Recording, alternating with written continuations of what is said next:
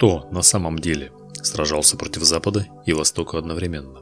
Один из краеугольных постулатов истории России гласит, что Русь выстояла против западных рыцарей и восточных монголов, сражалась не жалея сил на оба фронта и истекала кровью, будучи преданной соседями. Мягко говоря, это сильно преувеличено. Русь не просто не воевала на два фронта разом, а скорее проиграла одному из врагов и довольно ознакомительно померилась силами со вторым. Ни один крестовый поход не был направлен на Русь, и это было невозможно даже идеологически, так как Русь – христиане, хотя и заблудшие по меру католиков, однако никак не язычники, против которых походы и шли. Стычки с непонятными отрядами шведов и датчан Невского, а также малых сил Тевтонского ордена, чрезвычайно идеологизированные и приукрашенные события. На деле же никакой масштабной агрессии Запада против Руси никогда не было. Монгольские походы, напротив, регулярны, кровожадны и, к сожалению для Руси, всегда успешны. Русь растоптал Бату. Множество карательных рейдов раз в 10-15 лет выжигали половину страны. Тохтамыш физически сжег Москву. Тамерлан лишь по случайности ушел из нее, разбив слабое сопротивление и набрав себе огромный гарем. Однако было рядом государство, которое действительно воевало на оба фронта, а вернее сказать на 4 стороны. Против германских княжеств на западе, против датчан и ордена на севере, против татар, а затем турецких набегов на юге и против русских княжеств на востоке. Это была реальная война на столетия. Против народов этой державы объявляли крестовые походы.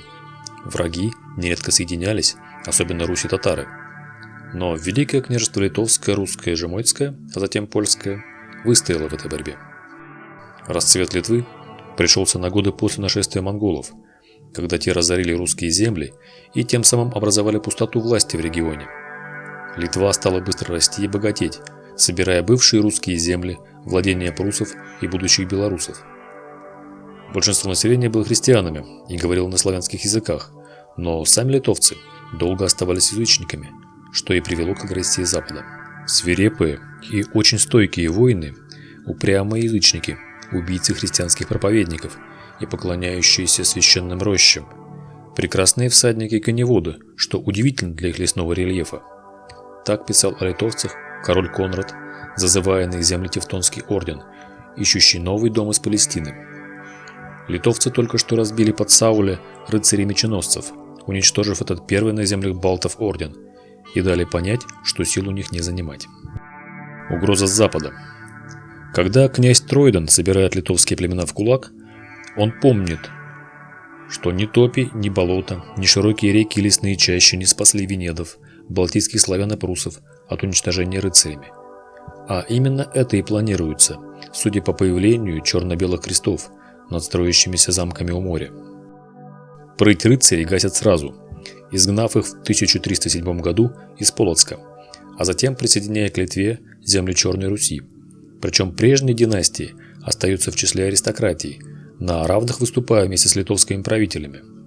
Всего за полстолетия маленькое языческое государство превратилось в могущественную державу, простиравшуюся от Балтийского до Черного моря и от Волыни до Курска. Конечно же, воевать с Литвой стало для ордена не только религиозным долгом, но и вопросом чести, ведь противник набирает силы. Вскоре рыцарские налеты становятся сборными. Повоевать с балтами приглашаются более благородные люди со всей Европы, и многие известные рыцари приезжают под стены литовских крепостей проверить силу своего меча, эдакое древнее сафари. 1 июня 1298 года битва при Трейдене закончилась поражением ордена.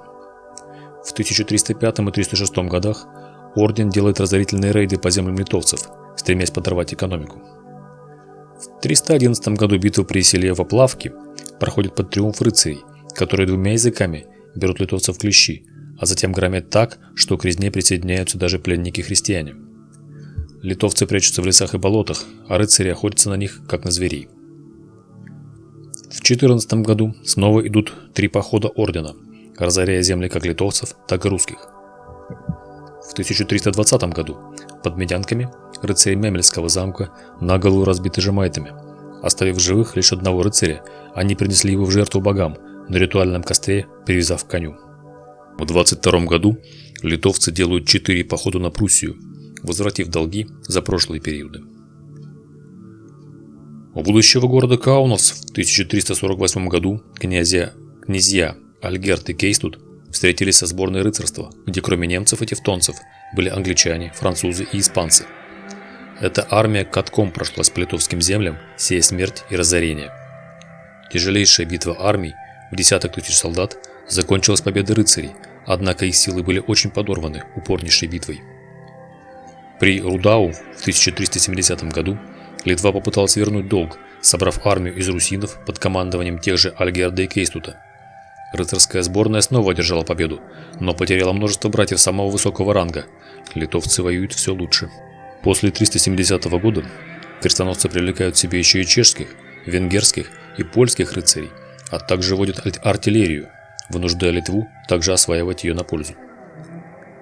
Балтия становится полигоном, где оттачивают навыки юные рыцари, или приезжают помахать мечом ветераны Палестины, реконкисты или англо-французско-нормандских войн. При этом еще в 1322 году князь Гедиминас принял христианство, и Папа Римский запретил походы на Литву, однако эффекта это не возымело. Самого же князя отравили из-за такого шага врагам навстречу. К врагам навстречу. Внутренняя смута между князьями Витовтом и Егайло позволила ордену занять часть литовских земель почти без боя. Витовт проиграл и бежал к магистру, обещая за поддержку еще больше земель.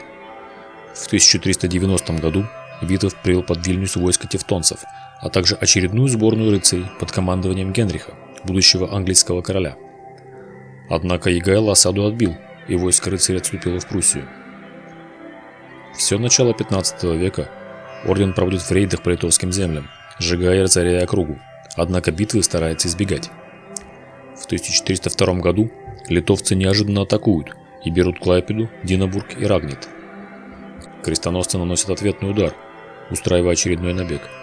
Но Польша уже ведет переговоры с Литвой и скоро окажет поддержку восстанию жемайтов и тоже бросит вызов ордену. Великая война 409-411 года стала последней между орденом и Литвой, которую поддержала Польша. Грандиозная битва при Грюнвальде закончилась разгромом рыцарей литовско-польско-русским войском и уничтожением Тевтонского ордена. Великое княжество Литовское стало единственным гегемоном Восточной Европы. Более ни рыцари, ни гостевые набеги из Западной Европы страну не тревожили. Угроза с юга.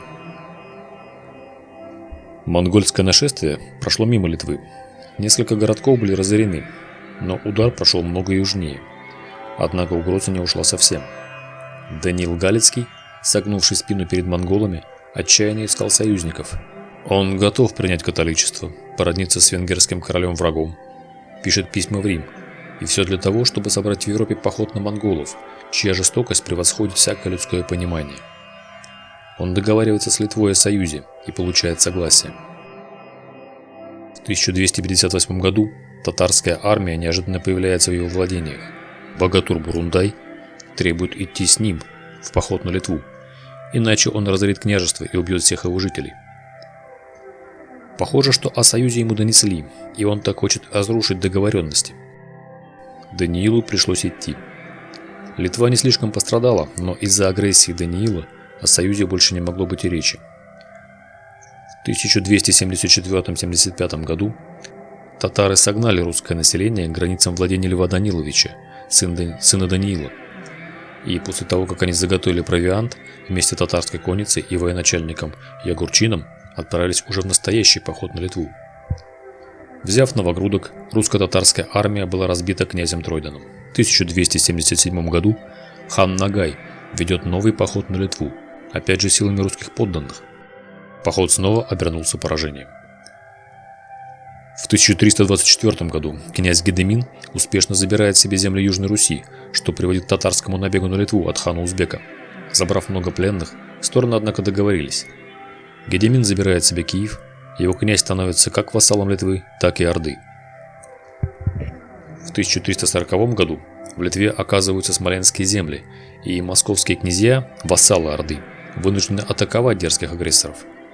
Смоленский князь Игорь добровольно отказался платить Орде и присоединился к Литве. Иван Калита и ордынские отряды попытались осадить город, но потерпели поражение. В 1360 году Мамай становится союзником Литвы, а по некоторым данным именно Литва, вернее ее казна, сделала его одним из претендентов на ханский трон.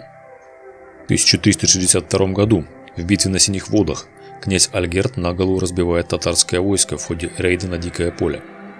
Это была первая крупная победа условно-русских войск над татарами в истории.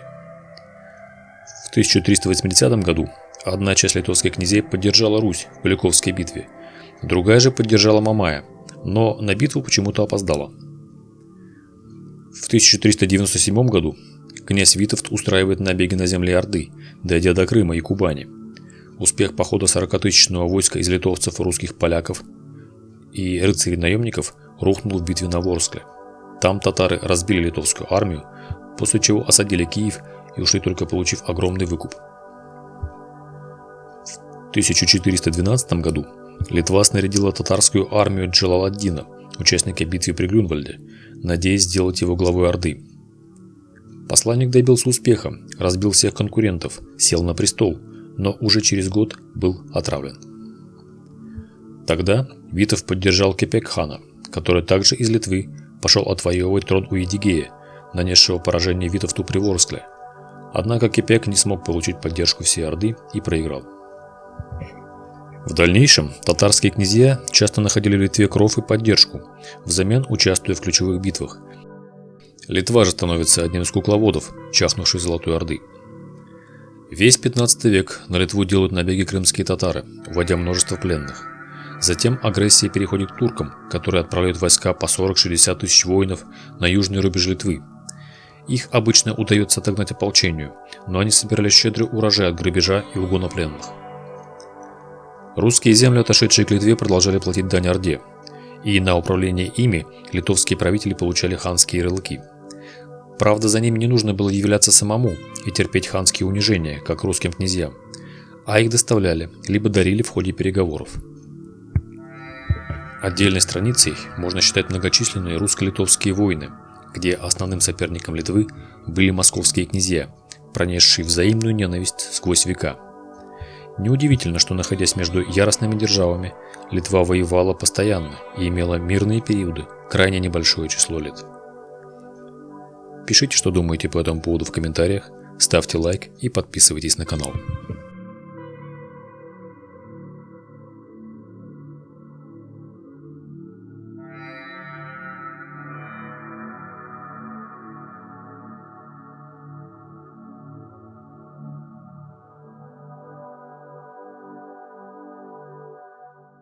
Дорогие друзья, критики и те, кто видит мои видео впервые, хочу анонсировать вам перезапуск Boosty и Patreon на моем канале. Не секрет, что YouTube довольно жесткая система со строгой модерацией, как с точки зрения правил поведения, так и тематики видео. Многие темы являются табуированными, закрытыми, не подлежащими обсуждению, что сильно сковывает тематику.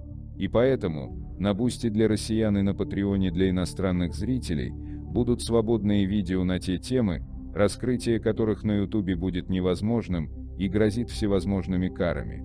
Например, есть ли отличия в интеллекте у разных расовых типов, красивы ли